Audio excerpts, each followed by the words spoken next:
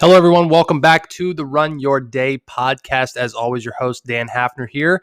Today is episode number 275. Can you believe it? That many episodes. Got a special interview for you guys today. We're talking with Kelly Howard, the host of the Fit is Freedom podcast. So this was a great interview. I really, really enjoyed it. And I think you guys will get a lot of value out of this. And if you want to check her out, listen to the end so you can find her information. And without any further ado, let's jump into our conversation. All right, everyone. Welcome into the show. As always, Dan Hafner here. I am joined by Kelly Howard. For over 20 years, Kelly has been connecting people to freedom and personal empowerment through motivation, mindset, and adventure. She's changed thousands of lives with her Fit is Freedom podcast, courses, and events. And she's the creator of the Motivational Multiplier Method. I'm excited to talk about that. She's a serial entrepreneur. She's created and sold 4 companies. She's the former owner of Bayou City Outdoors, the largest outdoor activity and social club of its kind. She's led thousands of people on hiking, biking, and kayaking adventures worldwide. She's currently calling Houston, Texas her home, but frequently is found on rivers and trails across the globe. So welcome in, Kelly. We're glad to have you here. Thank you. Thank you so much for having me. How's it been going? How's everything going for you? Good. I haven't been hitting too many global trails lately, but other than that. Yeah, I'm sure. Awesome. I'm sure. How are things? I guess how are things down in Texas? Are they keeping you guys locked up, or what's going on? Well, it's Texas. So in Texas, we have a lot of personal freedom, no matter what's going on. Yeah. And so it's been good for me because I get to get out and do whatever I want to do, whether I'm hiking or biking or whatever. And so it's been fine. Good. Otherwise, I'm at home, but I still get to get out and play. Yeah, I mean that's kind of the nice thing about fitness. I think when all this started, a lot of people were kind of nervous as to, what's it going to look like. I know a lot of race directors and people, like I talked about Oh, with yeah. my previous episode, they've been taking a hit. But from everybody that's like, well, how do I run? How do I do things outside? It's like, well, you can still do that stuff as long as you're being smart about it. So. Right. Exactly. So, Definitely can. well, let's dive in first to your podcast, the Fit is Freedom podcast. I took the liberty of listening to a couple episodes. I really, really like it. So, Oh, thank you. Thank how you. did that start? Tell us a little bit about the podcast. Well, the way it started was I was actually on a call with somebody, a coach. It was the first time I'd met him, and he said, "Do you have a podcast?" And I said, "No." He said, "Well, you start one." And I was like, "Oh, okay." Right? Like, whatever. Just like, And then, it just came together, and it was actually quite fun. I love to speak. Like, I love being on stage. I'm a little bit of a ham. And so the podcast was just a natural progression from that. And since then, it's the cool thing about podcasting, this, is that you just get to meet neat people, right? yeah, You get to like do your thing and meet really cool people. So it's been a lot of fun. I think it's one of the coolest things too, because it's like you have the ultimate control over what you do. You're the ultimate end all be all. No one can tell me anything to do on my show. It's kind of it's liberating. That's It is. you know. It's kind of like who was it? The Wizard of Oz. Yeah, You just yeah. pull the strings. That's cool. That's cool. That's a cool story. So tell us a little bit, like you said in the intro there, with the motivational mindset method. Tell us a little bit about that. So that's something that actually has come up this year. Uh, I've done, I do a lot of coaching with people, and I have a couple of other courses. But what I found was that everyone's talking about how they just can't seem to get moving, right? Mhm. Like, and it's true. It's Yeah, it's like there's this low level oof on everybody right now, and yeah. it makes everything a little harder, maybe a little bit of quicksand. And so a couple of months ago, after probably 5 different people I was coaching that week, all of them were like, "Oh, I just couldn't get started this week. I'm just not doing it." I'm like, "Can't do that. We got to get moving." So I just went and I sat down. I looked actually back on my past, because there were times when that was happening to me, like without a doubt. Like, I've had some of those moments in my life where I was just like slumped. And I thought, okay, what did I do? And I just had this, I play games with myself. And that's what I do. Like I come up with games and then I figure out which ones work. And so I took my favorite ones, like the top, I think top 10 or 12 or whatever, and I put them into the course. And most of them are super quick, like super quick. 3 minutes, you just do this thing and then you're back on track. And some days when you're super slumped, you might take longer, right? I noticed like one of the things, one of your podcasts was about writing it down, right? Like sometimes you have to just sit down and take that 20 minutes and write it down and figure it out. But generally, I want people to just come up with something that's 3 minutes long or less. They do it, they're done. And I can give you an example. Like this is my favorite, goofiest one. Like this one I came up with one day. I was doing a long distance bike ride. I was training before all this happened. I was training for a century that was going to happen in April, I think. So you get a lot of time in the bike when you're going to ride 100 miles, right? So I'm riding and I'm just kind of, my mind is wandering and I'm realizing it's wandering places I don't want it to go, right? Like, sometimes you just kind of like, just go down that hole and you're just like, nah, I don't want to think about that. But then you keep thinking about it. So what I came up with was what I was calling the alphabet game. So the alphabet game, like, I mean, this is embarrassing, actually. It's so simple, but it works. You start with A, like you figure out what your theme is. What's your theme? Maybe your theme is, maybe it's action, right? So A is action. B is, I don't know, I can't do it on the spot, but B is, let's call it, bountiful. And then C is clarity. And you just start going through all these different letters in your head. And what you're doing is you're shifting your attention. You're shifting your attention from a thought that's not working for you. And now you're focusing on things that are good. Things, maybe you get to J and you can't think of, anything like jumping jacks. And so it's joy. But you just keep doing that. And what happens is that you go through the alphabet once, maybe you go through it twice, and you realize that you're in a completely different mindset than you were when you started. And when you're in a better mindset, you can do the things that you need to do. So Wow. that's like one of the little games that I made for myself. That And yeah, yeah, that sorry, go ahead. no, go ahead. No, it works. Yeah, well, that's interesting because as you were explaining it, I started to think of like you said, like it was like why do this, right? Because but like you said that your mind's going down one way, and I experience this all the time too, right? You start it's almost like you have one little negative thought or one shred of self-doubt or a comment somebody made or like whatever it can be, right? Like that thing that Mhm. comes along and just knocks you off the Right. tracks.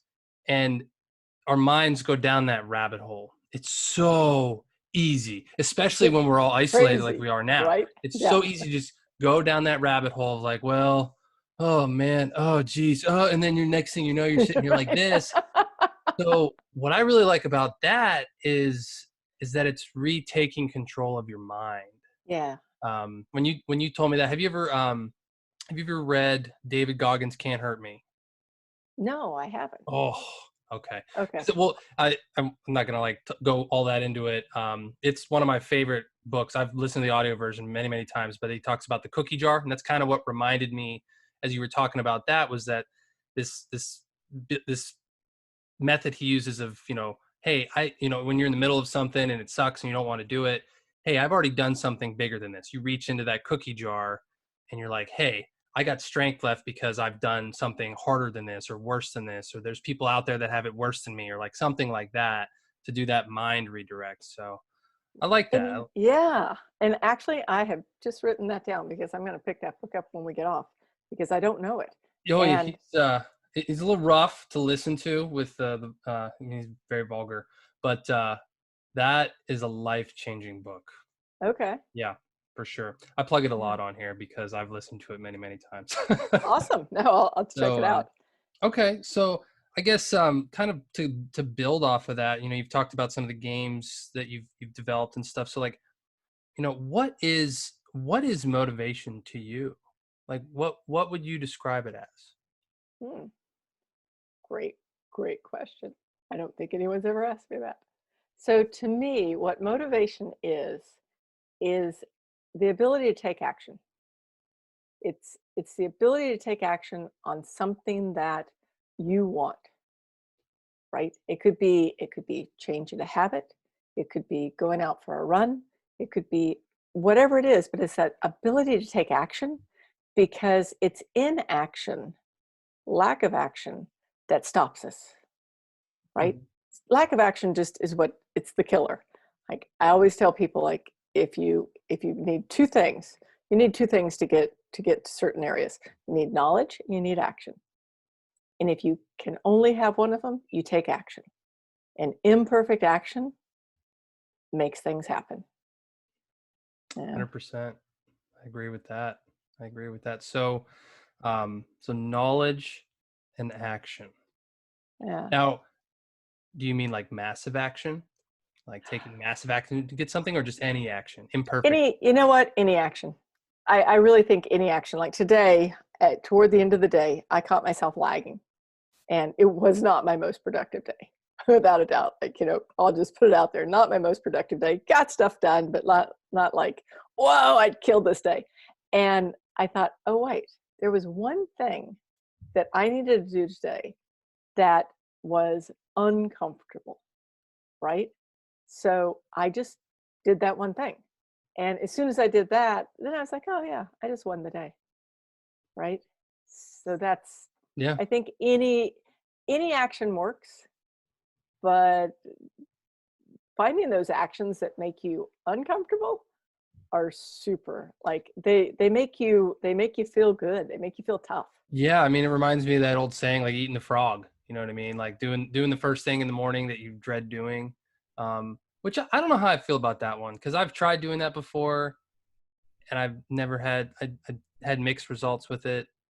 But then I have, had good things happen with it. So I don't know, but I agree with you, because I've gone down that, I think over the past couple of weeks, even personally, that realizing like, man, like I feel like I'm not being uncomfortable, and it makes you feel lazy, right? Because then, It and then does. it like brings in all this like guilt and shame and this weird like, ugh, you know. Right. So I do like that. So how do you get yourself to force yourself to do that? Okay. So it was my 30th birthday a few years ago. And I had Side note: my decided, 30th birthday was yesterday. Sorry. was Go it ahead. really? Yes, it was. Oh, well, happy birthday. My Thank you. birthday was last week. Sorry, I didn't mean to interrupt you. No, no. So for some reason, I had this feeling or this thought, I want to do something that scares me, like something that scares me. And at the time, I had this amazing fear of heights.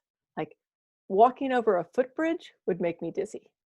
Wow. And I don't like to be afraid. Like I don't, I just don't like to. So I decided to go skydiving. So, and I went skydiving. And of course, I thought that I was having a heart attack the first few seconds. And then once I pulled the chute, it was kind of like, it's kind of boring, right? Now I'm just like Yeah. hanging out here. So then it went to, okay, every year on my birthday, I've got to do something scary. And so what happened was I started realizing that I was running out of things to be afraid of. And that's when I really started going, okay, instead of going for big epics, why not go for daily looks? What can I do that day that tweaks me a little bit and do it? Because then, the rest of the day is super easy. And I don't always do it in the morning. I think, you were mentioning that whole, eating the frog in the morning. Different people have different rhythms in their day, Mm-hmm. right? And I have found, I mean, I used to do all my work early in the morning. And what I've found is that I've shifted over the last few years. I do all of my personal stuff in the morning, my meditation, my exercise, my writing, all those things. And then and then I do my bigger work in the afternoon. And I think we just shift. It's whatever works for you. Yeah. I see that. I've shifted. I've because I notice I like to do more deep work in the afternoons. Yeah. But yeah, but I want to go back to one thing before I forget, because you said something that really like that really hit me hard, was when you said you started running out of things you were afraid of. Hmm. That's deep. I mean, think about that. Like, a lot of us when we're laying in bed at night, or when we're having like these moments to ourselves, at least for me, I start, you can think I think it's natural that nobody likes to admit that you do think about stuff you're afraid of, you Oh know, yeah. whether you're afraid of failure, or you're afraid of somebody finding something out about you, or you're afraid of like whatever, um, but man, what a way to live when like, hey, I'm not afraid of that stuff because I've conquered that. Right. Right. Now, I can't tell you that I've conquered it 100% without a doubt, but it is that thing where it's like jumping in the deep end when you see that you're afraid that you can't swim. Oh, and I sometimes I do things quicker than I should. Like yesterday, I did something faster than I should have, but I realized that I was really afraid to do this thing. And so I was like, well, I'm just going to throw something imperfect out there because otherwise I'm going to think about it all day and it's going to bother me. Yeah. Well, So, and I think it builds certainty in yourself too. You know, I've noticed that personally in myself of all the different things I've done. Even when I started this podcast, I had no idea what I was doing, and right. like was so scared to like It just, was terrifying. yeah, it's terrifying. You know what I mean? So, but then you start to just become certain, right? And then now there's people who are like, oh, you have your own podcast. That must be like really hard. I could never do that. And I'm like, at this point now, I'm like, it's not a big deal, because I've Right. just done it almost 300 times now. So it's like, Yes. You've done but it so much and it's become a way of life, right? yeah. It's yeah. I mean all those things. I think all those things that we're afraid of, they do become a way of life if we just keep doing them. Well, and they're all up here, right? So Yeah. that's why I keep coming back to it, but I just love that Can't Hurt Me, because it's just that process of refining your brain and overcoming those fears, and then putting that win in the cookie jar and being able to pull on it at will and be like, hey, like, no, like I've overcome that fear. Like I don't have to be afraid of that, because those fears come back. You know what I mean? So, I um, do. but that's Do you want to hear like my silliest one? yes, yes. This is I haven't thought about this in years. So I don't have children. Um, so I'm going to one of my employees' baby shower, and I have this thing against baby food. Like baby food scares me. And they're playing a game, and the game is you're supposed to taste this baby food and say what it is. Like, oh, this strawberries and bananas and beef or something, right? And I'm like, my heart is racing. I keep moving to the back of the land because I'm like, oh my God, I can't touch this stuff. I can't taste that. And then all of a sudden, I was thinking, I'd just come back from a kayaking trip. And I'm like, you're Kelly Howard. You did a 25-foot waterfall in a kayak. You can taste baby food. No, I can't. No, I can't. Yes, you can. All the way. I had to tell myself that about 15 times. And I was still like, when I tasted that baby food, it was like, and then gone. But Wow. yeah, that was a fear that I probably still haven't really conquered. Afraid of baby food. I've never heard that one. Never heard that one. It's like for me, I keep thinking about one for me. I know I'm deathly afraid of opening my eyes underwater. I've never been Oh. able to do it. Mhm. We're getting a house very soon, and we have a pool. So I've made that my next thing of like, I'm gonna conquer that. I can't float either. Like I have a lot of weird fear around water. I don't know why, but we were on our honeymoon. We went scuba diving because I always hated being under, like the feeling of water in my ears, Mhm. and I overcame that fear. So that was Good pretty, for you. yeah. But enough about me. So, hey, I wanted to ask you something here that I found on your site, and I'm sure you've probably never been asked this before, but there's all, you have all this stuff on there about being, owning 4 different companies and all this stuff. But I noticed something, that the only real job you said you worked at true.com for 6 months and you were fired. I was fired. Tell us that story. That interests me. It's awesome. So they wanted me to come to work for them, and I had no interest. So the guy actually bought my company.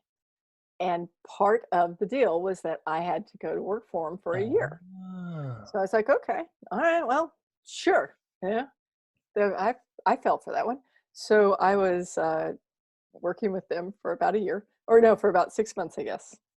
And my problem is that I'm not used to working for somebody. And the owner would come up with an idea, And it would never occur to me not to say, wow, I really don't think that's a very good idea. This is what I would do. And then eventually they just fired me. And I was like, wow, I mean, I was actually like, I didn't even know how to take it because it was so weird for someone to just like toss me out. And they tossed me out. But the cool thing was they had to keep paying me for the rest of the year. So Nice. yes, but it was because I couldn't keep my mouth shut. Like I kept telling the owner how to run his company, and he just didn't need that. Well, and technically it was part your company, right? Because, well, I mean, you didn't take No, well, ownership, right? what happened was, oh, actually, I guess I didn't tell it completely correct. True.com acquired my company, and what they really wanted out of that company was the database. Like it was I a see. Okay. big, big database that I Yeah. had created that fit True's needs. Okay. Yeah. Yeah, but yep. Yeah, I am unemployable. So what did you do after that? I bought Bayou City Outdoors and started that. Okay. So yeah. Wow. That's a cool story. That caught my eye and I was like, fired after 6 months. That's interesting. But I didn't Yeah. know that you had actually you had the company that they had bought. So that, okay. That's interesting. That's very interesting. So I guess another question I had for you here. Um, Again, I got this off of your website, but you mentioned um, this tendency for people to, we kind of talked about this a little bit, but we have this, we always put things off cycle. You're always on this, you get on this hamster wheel, like we talked about in the beginning a little bit of just, you kind of always like, "Oh, I just couldn't get started this week. I'll start it next week." I noticed myself falling into that this week because I have all these things I want to do, and I'm just like, I don't have time for them. I'll just start them on Monday, right? What do you tell people that you work with how to break that? So that a couple of ways. One of them is, I mean, that is where the motivation comes in, Yeah. right? Yeah. Because like all these different tricks, tips, ideas, like for me, like the first thing I think people should do is schedule it. Like I think that's probably the most powerful thing somebody can do. And Mhm. they do it by writing it down. They don't do it by putting it into a computer.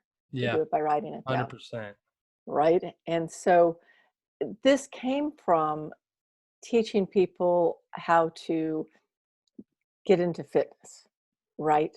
So like if somebody wants to, I don't know, let's say we'll use me as an example. If I want to go ride a long bike ride, then if I don't schedule everything that I need to do for that bike ride, then that bike ride's not going to happen because you can't just show up in month 5 and ride, 100 miles. You just can't do it, right?